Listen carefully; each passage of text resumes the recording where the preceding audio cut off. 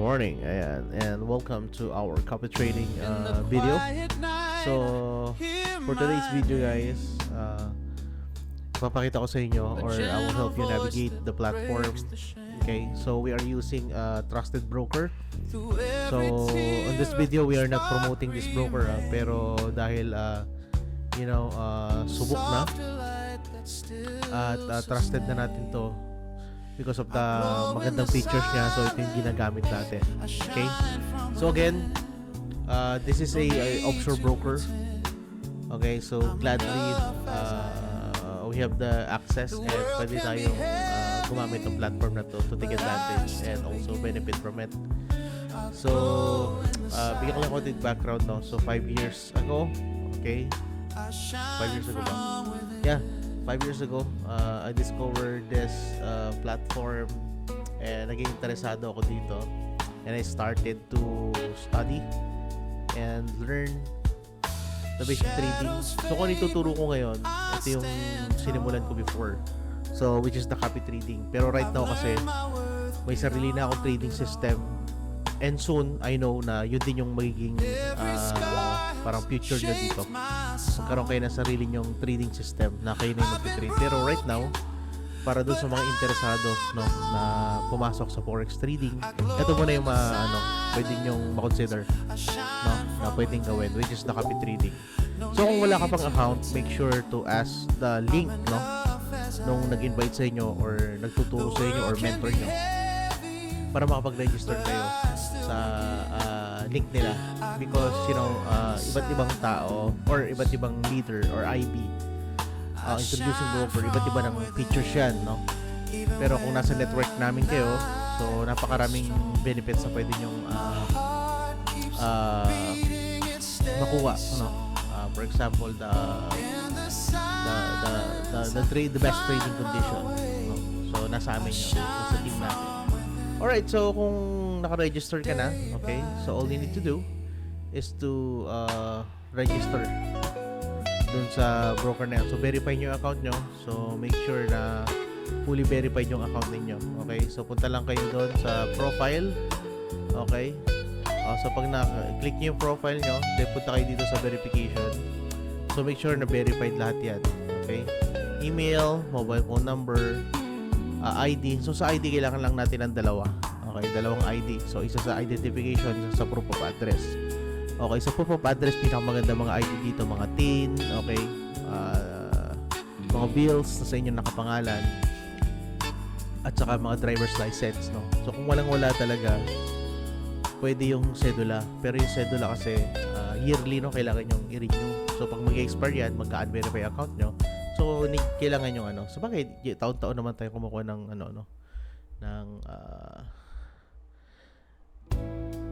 ng cedula. Okay, kasi siya medyo naglalag ako ngayon kasi madaling araw, 3:39 AM right now. So I feel this urge to make a video para doon sa mga tao na hindi ko nakakamit na, kasi ang dami nag-a-ask ng Zoom. So pasensya na, sobrang dami kasi hindi ko na maisa-isa, kaya sinasabi ko na schedule na lang natin. So ayun, tapos meron pa dito yung Islamic account application. Napakahalaga nito. After nyo mag-fully verified, kailangan nyo yan. Bakit? Para sa Islamic account application, para yung lahat ng trades nyo sa market is swap free. Okay, walang overnight charge. Kasi pag nag-order tayo sa market, magkakaroon kasi ng mga charges dyan. Okay, so pag naka-Islamic account tayo, wala po tayong overnight charge. Okay, so ito yung platform natin. So actually napaka-user friendly niya. So iba yun din yung platform or yung UI ng ating mobile app, no? So ito lang muna ipapakita natin. So as a beginner, sa laptop muna kayo mag-login or sa browser, then para ma-explain ko sa inyo kung ano yung dapat yung gawin. Alright, dito sa left side natin, nandito yung trade. Okay, ito yung mga symbols or currency na pwede natin i-trade. Okay, ayan. So sa newbies, nakita nyo dito may currency. Ito yung forex. Okay, forex symbols. Ayan. So Euro USD, AUD, so ayan yan. So makikita nyo dito may market sentiments tayo and volatility. So So for example, 69.8% kung makikita nyo, ibig sabihin pababa siya based on the market sentiment. So alam mo yung magiging trades mo. Ayan, so nakita nyo bumaba siya. Ayan, no? During this daily, no? So ibig sabihin ito daily candle ito. So ibig sabihin pababa siya. So simula nung umaga hanggang ngayong 3:41 AM, pababa yung takbo ni EURUSD. So kung na-check mo siya dun sa sa market sentiments, ayan, makita mo, alam mo na yung signal, so sell siya. Ayan. Okay, ito yung idea sa market sentiments.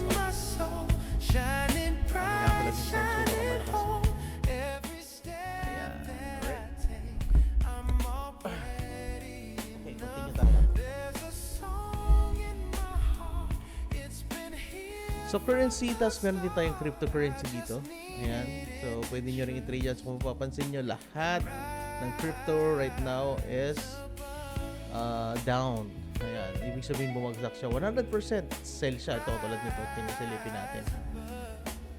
Ayan ang bumagsak siya. Ayan ang sell. Mula umaga lumipad, bumagsak. Ayan. So sell. Ayan. So that's it. So meron din dito commodities. Andito yung mga gold, silver, and UK Brent, mga crude oil, coffee, cocoa, corn, ayan, shares, stocks, Nasdaq, ayan. So, pwede kayo mag-trade dyan. Okay? Yan yung mga pwede nyong i-trade. Stock indices. Okay? Yan. So, disclaimer lang, financial market here is high level of risk, no? And may not be suitable for all. So, kailangan nyo muna talagang do your own research and aralin nyo muna mabuti ito bago kayo pumasok sa business na to. Pero ako na magsasabi sa inyo, one of the best is business, no, na na-experience ko ito kasi your money is working for you. Your money is your tool, no? Wala ka nang ibang gagawin, wala ka nang ibang tawag dito, wala ka nang ibang inventory na gagawin, wala ka nang ibang mga permit na asikasuhin. So dito is your money is your tool, no? Yeah, so that's it, no? So meron din tayo ditong education section dito kung gusto niyo mag-aral. So punta kayo dito, makikita nyo, hindi pala kita dito, no? Teka lang. Ayun, dito meron dito sa side, this is education section.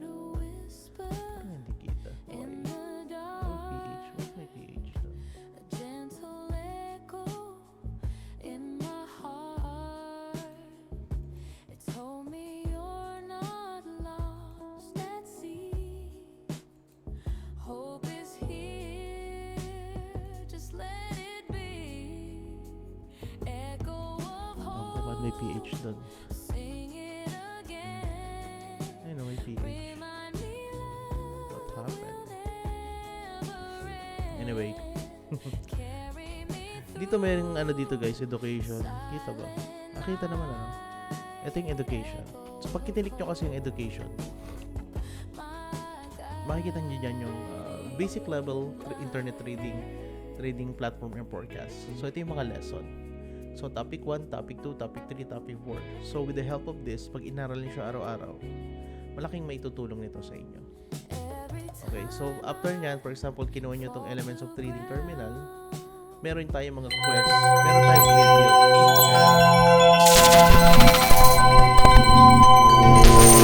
So, may lesson talaga. Hello and welcome everybody, my name is Michael and today's video will be a little bit different because after the theoretical part, so, ibig sabihin, meron tayong gano'n. So, after nun, pwede kayong kumuha ng mga exam.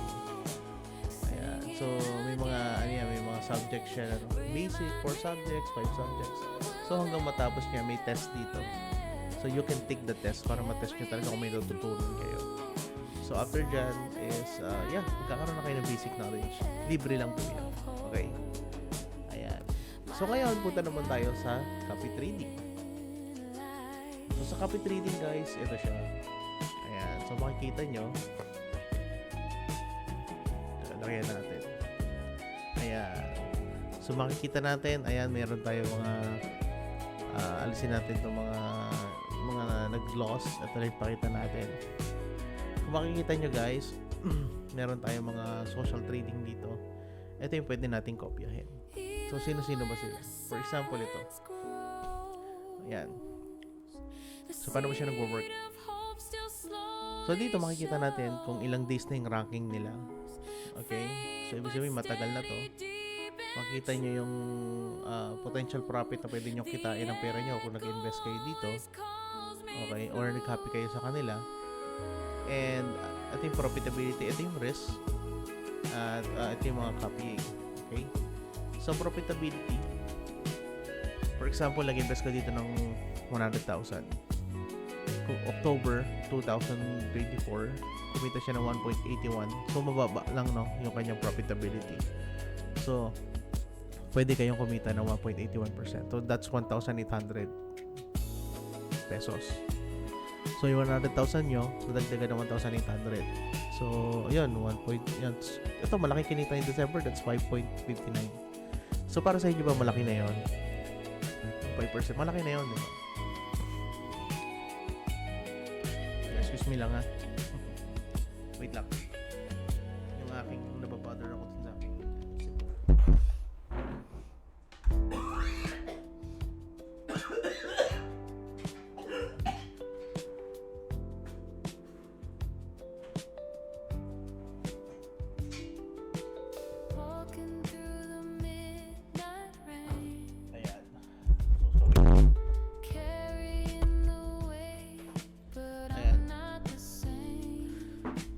Tapos nung February, ayan, kumita siya ng 2.334%. So, that's 2,000 kung sa 100,000, no? So on and so forth. Pero makikita niya, meron din siyang araw na negative. No? So, nagdi-negative din talaga. Okay? So, may araw talaga natatalo talaga. Or, minsan, drawdown ng tawag. So, 8.86%. Pero makikita niyo, yung July naman, 12.81% naman yung kinita niya. So, ibig sabihin, bawin-bawi. Okay. So, 5.8. So, mostly ganyan talaga yung nangyayari. So, ito yung mga pwede nyong kopyahin. Like, tinan nyo, nakita nyo yung risk niya, ito lang, mababa. Okay? Ayan. So, ito yung mga sample. Okay? So, sundin nyo lang kung ano yung sinasabi ng mga IB nyo or leader nyo kung sino yung kukopyahin. Kasi, may kanya-kanyang product set sila or kanya-kanyang social trader yan sila na pwede nyo kopyahin. Kung mataas ang risk appetite nyo, pwede kayong kumopya ng iba kasi ito mababa lang yung kanyang potential profit. Pero may mga social trader na mataas yung pwede nyong kitain. Okay? For example, high profitability. Ayan, nakita nyo. Pag kinilik nyo dito, popular, tapos high profitability. So, pwede kayo kumopya. Nakita nyo, ang daming copyer. Ito, $2.2 million yung kapital nila. Sample natin to, ha. 15,534% ng kinita nila. Okay. So, yun. So, may pala nagsimula. Malaki kinita niya. But then, afterwards, maliit na yung naging profit, no? So, sa taga-Vietnam siya. So, tingnan natin yung portfolio. So, walang trades. Tingnan natin yung mga profit. Ayan. Nakita nyo, mataas yung profitability pero malaki din yung potential na maging loss ka. So, may bibigay ako example sa inyo. Ano? Ito, isang traders to na matagal nag-hold ng trades. Nagsimula lang siya ng $1,000. Pero tingnan natin kung magkano na yung kanyang portfolio. 2 trades lang yung inopen niya. Hindi pa niya kino-close until now. Tingnan natin. Ayan.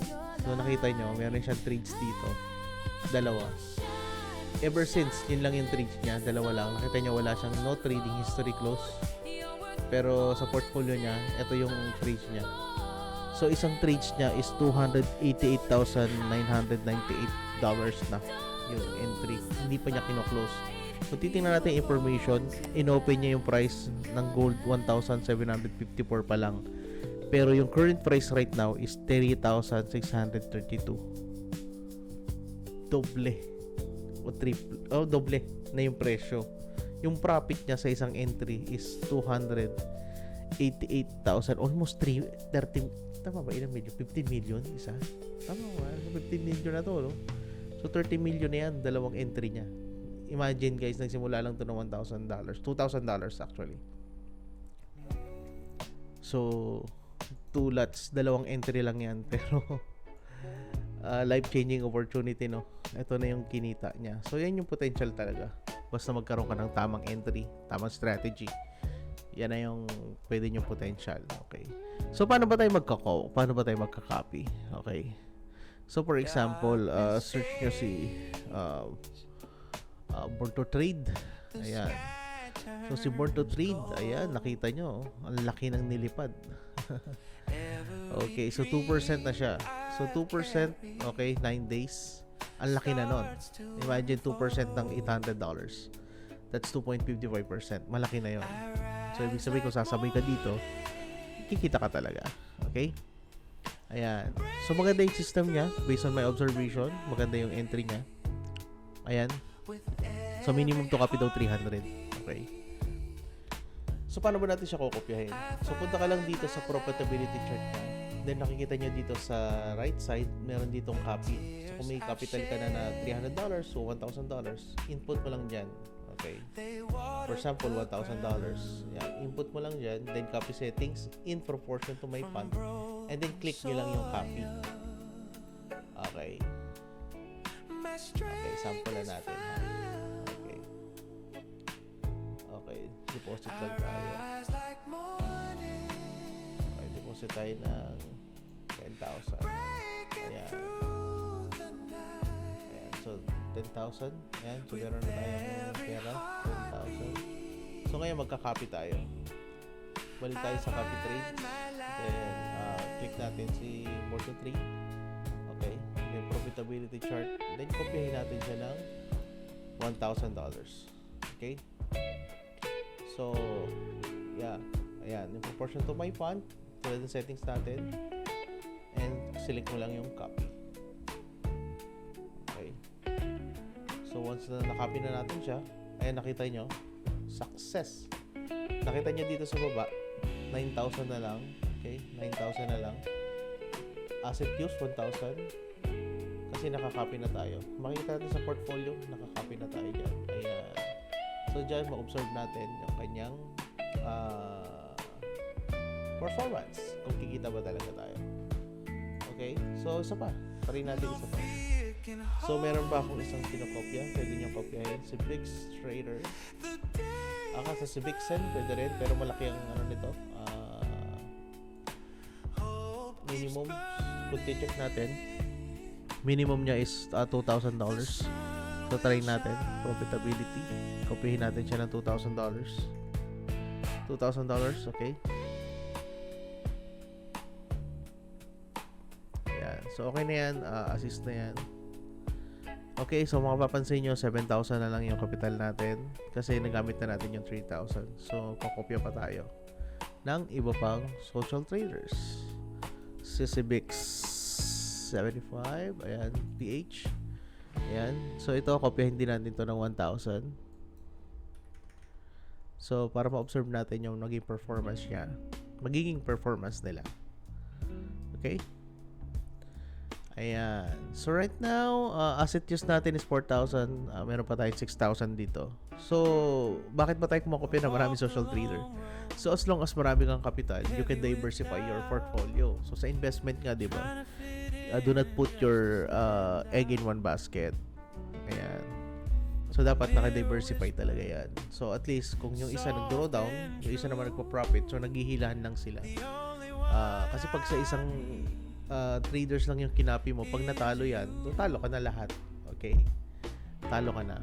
Sa Forex kasi walang guaranteed eh. So, hindi natin masasabi yung takbo ng market. So, we are just trusting, no? Doon sa system ng trading ng isang social traders, doon lang tayo magbe-base. So, whatever mag-happen sa market, so, ganun talaga. Move on. Ang kaya mahalaga dyan is, aralin natin talaga yung trading para at least sa sarili natin, alam natin kung paano yung ma-manage at paano natin gagawin yung business. Okay? Because forex trading is a business talaga. We need to treat it as a business talaga. Okay? Yes, sino pa ba? Pwede natin kopyahin. So, si Mika Nguyen, pwede natin kopyahin din. So, try natin kopyahin to. Itodo natin sa kanya yung 6,000 na natitira. Let's see. Ayan. Pero ano pala, no? Wala nga palang trades to, dalawa lang. So, hindi natin makukopya yung trades kasi hindi siya nagtitrade. So, stop lang natin. Stop natin pala. Sorry. Ayun, so pag stop mo siya, kung ayaw nyo na, click nyo lang yung stop. Anytime pwede. O kaya dito sa portfolio nyo sa baba, pwede nyo i-click tong stop. Okay. Ayan, so may tatlo na tayong kopya. Okay. So makikita natin kung sino yung magpa-profit dyan. Okay. So that's how copy trade. Okay. Ganun ang pagkopya. Ngayon, paano mo natin siya ila-login? Okay. Paano mo natin siya ila-login? Okay, so para ma-login to, punta ka lang kayo sa MetaTrader dito, sa MetaTrader. Then hanapin niyo yung mga copy. Born to Trade, ayan, copy Vixen, at yung mga kinopya natin. So ngayon, click niyo lang yung settings. Then dito niyo baguhin yung trader's password at saka investor's password na lang. Ito yung gagalawin nyo. Investor password. Okay? So sa investor password, mag-set kayo ng isang password na madali nyo lang matatandaan. For example, yung pangalan nyo. Halimbawa, Louie 1234, mga ganon. Para pagdating nyo sa MT5, malalagin nyo na siya. Okay? So, kukunin nyo lang yung server login. Okay? And then, yung investor password nyo. Then, ilagay nyo na siya sa MT5. So, gagawa ko ng bukod na video dito. Paano nyo siya malalagin. Okay? So, for today's video, yun lang muna tayo guys para sa copy trade, how to navigate. And see you on our next video.